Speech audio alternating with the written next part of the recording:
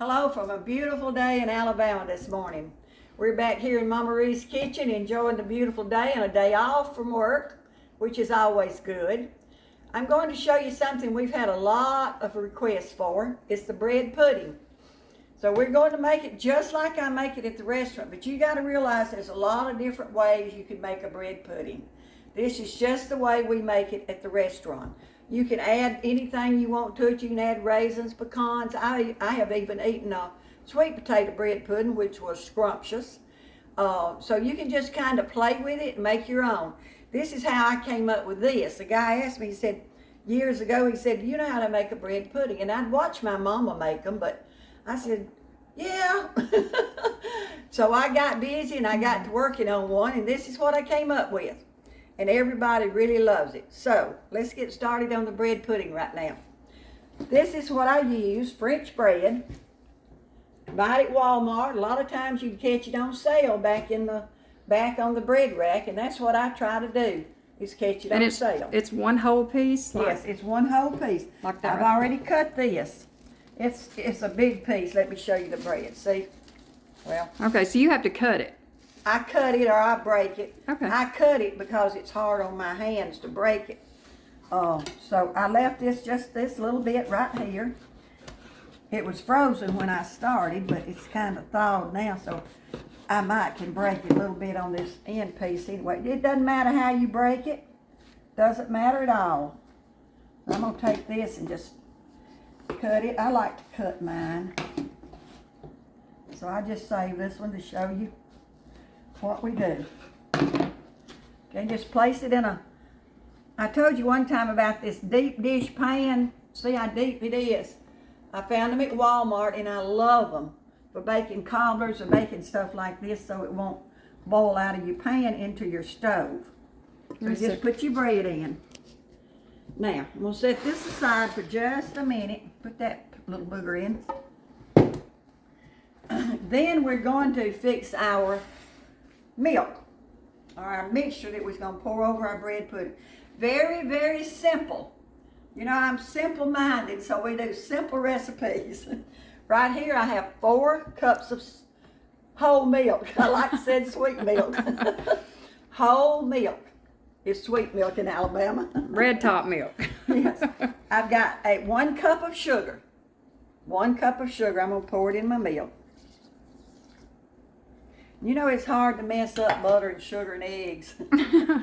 So I've got 4 eggs. I've already cracked them, got them beat up. We're just going to pour them in our mixture. Now remember, I got 1 cup of sugar, 4 cups of milk, and 4 eggs. We're just going to kind of beat this together. My eggs are already beaten, so it's going to be real simple. Now I use 2 different flavorings on this bread pudding. I use the vanilla flavoring in my mixture to put over my bread. Just plain old vanilla flavoring. Now I like the full strength. Okay, so I'm going to put a half a tablespoon in here. Okay, and we're just going to stir it. And that's it. That's all you put. Now, like I say, you can add raisins, you can add nuts, add just about anything you would like. You said something about the sweet potatoes. When would you add, if you wanted the sweet potato bread pudding, when would you add it? Well, I've never made one, but I would assume I would have to kind of tender my sweet potatoes, maybe take a sweet potato and tender it, peel it and cut it and tender it a little bit. Okay. And then just put it down in my bread, just mix it in with my bread, and it would finish cooking. So you'd want to get them pretty tender because, you know, sweet potatoes are hard. Okay. And you could add little spices, add some nutmegs in them. That's the glory of these recipes that I use. You can add anything you want to them and make your own out of them. So right now we're just going to pour my milk mixture over my bread.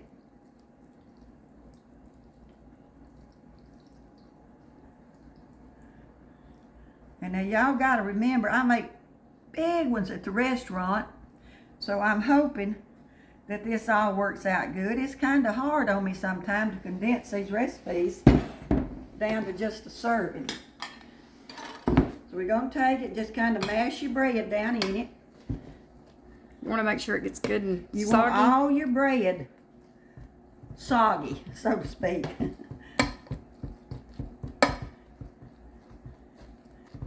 Y'all, my hands are clean. It's so much easier. See the milk coming up into the bread. Mama, we don't mind you using your hands. Well, it's a wonder as many times as I wash my hands a day, I got any hands left. But you see how I'm mixing get all your bread down in your milk mixture. I'm gonna do it like this. Now what I like to do after I make it, I like for it to set a little while. At the restaurant, we let it set overnight, but I won't do this one like that. I'll probably let this one set about 15 minutes and then take it and push it down in the milk again. And by the way, I've got my oven preheating at 350. Okay, now I'm just going to set this right over here just a second. Let me rinse my hands off.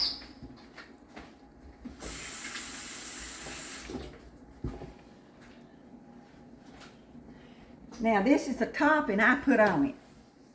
I'm going to go ahead and just show you the topping because I'm going to be cooking it while my bread pudding is cooking. Alright, in my pot, Delane, I've got 1 cup of sugar. See, the sugar's still on the bottom. I hadn't done anything to it. 1 cup of sugar, 2 cups of water, and I've got a 1/2 stick of real butter. Now you notice I didn't put any butter in this one. Here's my butter right here. And I'll show you how to get it down in your pie whenever we get it through. Alright, here I told you I use 2 different flavorings. In my topping I use a rum flavoring. And there again it's preference. Whatever this is just what I came up with. And like I say, it's one of the biggest sellers at the restaurant. So I'm going to put a 1/2 tablespoon of rum flavoring, see, in there also. Now what I'm going to do, in about 15 minutes, we won't come back until it's done, but I'm going to let this set for about 15 minutes. Then I'll stir it again and make sure all the bread is good and moist. I'll put it in the oven. Same time I put that in, I'm going to start cooking my butter. And we cook that real slow. And we'll talk more about that when we get back, okay? So we'll see you in a little bit. I'll let you know how long it took my pudding to cook. And we'll finish it up after a while.